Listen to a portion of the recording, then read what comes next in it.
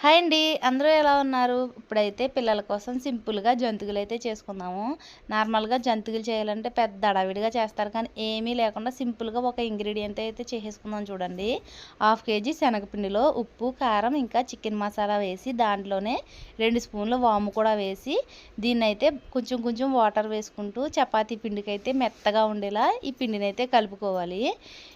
ఇది కలిపిన తర్వాత దీంట్లోనే లైట్‌గా వంట సోడా కూడా వేసుకొని దీన్నైతే ఒక 10 మినిట్స్ పక్కన పెట్టుకుందాము.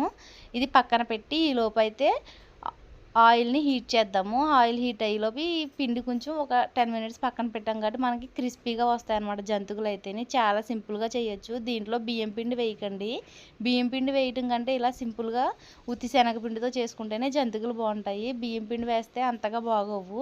ఇదిగో ఇక్కడైతే పిండి కలిపేసి పక్కన పెట్టేసాను కదా! ఆయిల్ కూడా హీట్ అయిపోయింది. ఇప్పుడు ఈ పిండిని చెయ్యి తడుపుకొని కొంచెం కొంచెం పిండిగా తీసుకుంటూ జంతికలైతే ఆయిల్‌లో వేయాలన్నమాట. నా దగ్గర అయితే జంతికలది గన టైప్ ఉందన్నమాట. దాంట్లో వేసి ఇప్పుడైతే జంతికలు వేస్తున్నాను చూడండి. ఈ జంతికలు అయితే పిల్లలు చాలా ఇష్టంగా తింటారు. ట్రై చేసి చూడండి, మీకే తెలుస్తుంది ఉత్తి శనగపిండితో వేస్తే ఎంత బాగుంటాయని.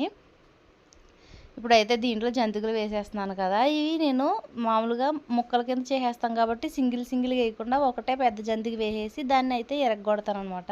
పిల్లలకి బాక్స్‌లో పెట్టడానికి చిన్నగా వేస్తే బాను. నేను ఒకటే జంతిక కింద వేసి దాన్ని అయితే తీసేసి ఇంకో డబ్బాలో స్టోర్ చేసేసుకుంటున్నాను. ఇవి చాలా క్రిస్పీగా ఉంటాయి.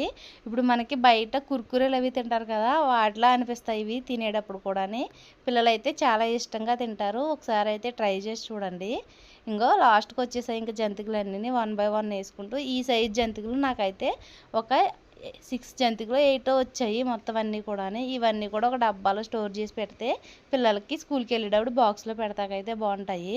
ఓకేనా? Bye friends. నా వీడియో నచ్చితే please like, share and subscribe. Bye bye.